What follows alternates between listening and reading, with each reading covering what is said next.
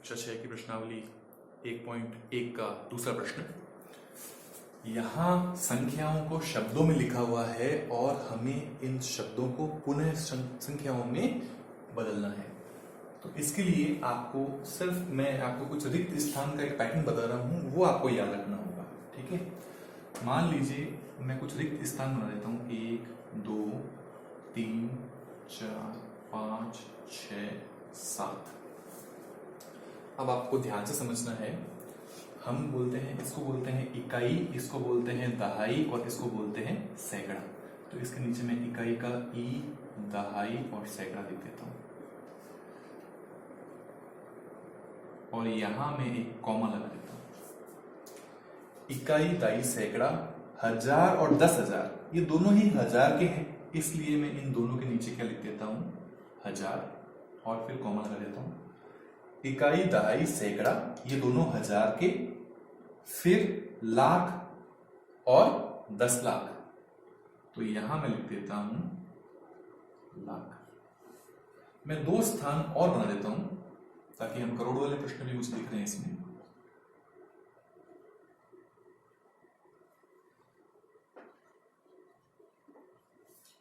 इकाई, दहाई, सैकड़ा, हजार, 10,000 दोनों को मैंने संयुक्त रूप से हजार लिख दिया है।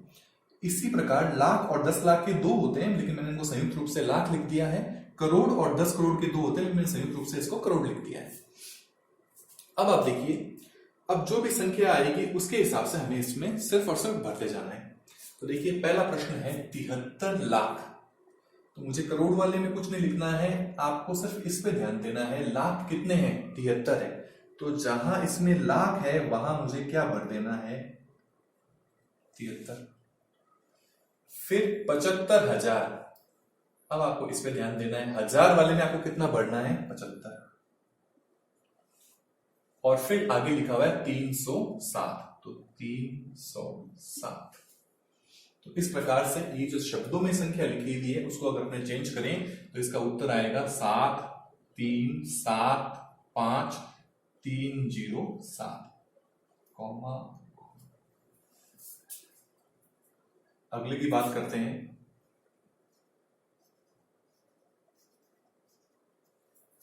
9 करोड़, जो करोड़ वाली जगह है इसमें मुझे कितना बढ़ना है, 9। तो चूंकि करोड़ में 2 जगह है और मुझे सिर्फ 9 बढ़ना है, इसलिए मैं इसमें 9 यहां भरूंगा। यहां 0 मान सकते हैं।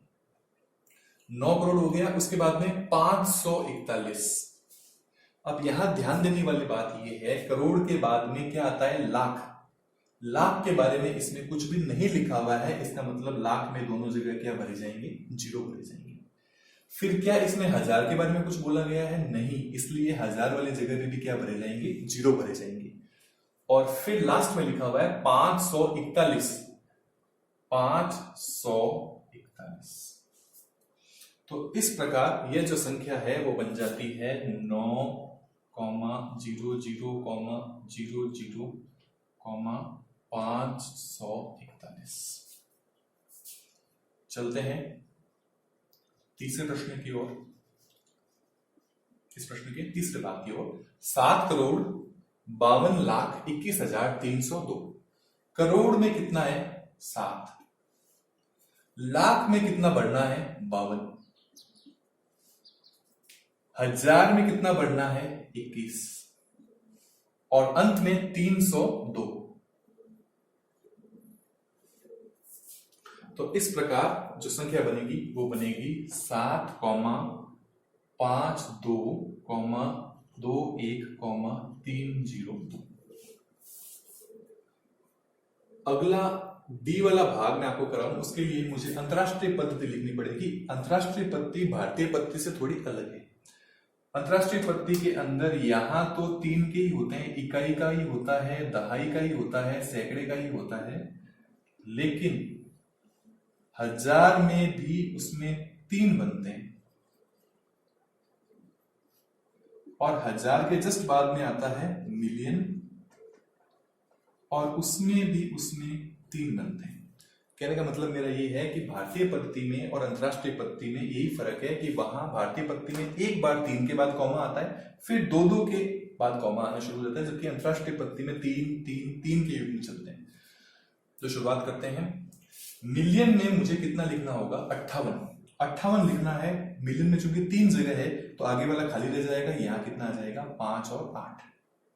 अगर मैं यहाँ 5 8 लिखूं और यहाँ 0 आ जाए तो 580 हो जाएगा, इसलिए पहले वाली जगह को छोड़ते हुए 58 यहाँ लिखना है। फिर 1000 में कितना लिखना है? 423,000, यानी 1000 वाले में क्या बढ़ना है? 423, और अंत में 200। तो इस प्रकार जो संख्या बनेगी वो बनेगी 5 8, 4 2 3, 2 0। और इस प्रश्न का अंतिम भाग, चूंकि ये भारतीय पत्ती का है तो मुझे वापस ऊपर वाला खाली करना पड़ेगा। लाख में कितना बढ़ना है? 23, तो लाख में मैंने भर दिया 23। 1000 वाले में कितना बढ़ना है? 30, तो मैंने भर दिया 30। और अंतिम में कितना बढ़ना है? 10 बढ़ना है, पर जगह तो 3 की है तो इसलिए 0 1 0। तो इस प्रकार संख्या आ जाएगी 2 3, 3 0, 0 1 0। ये आपका दूसरा प्रश्न।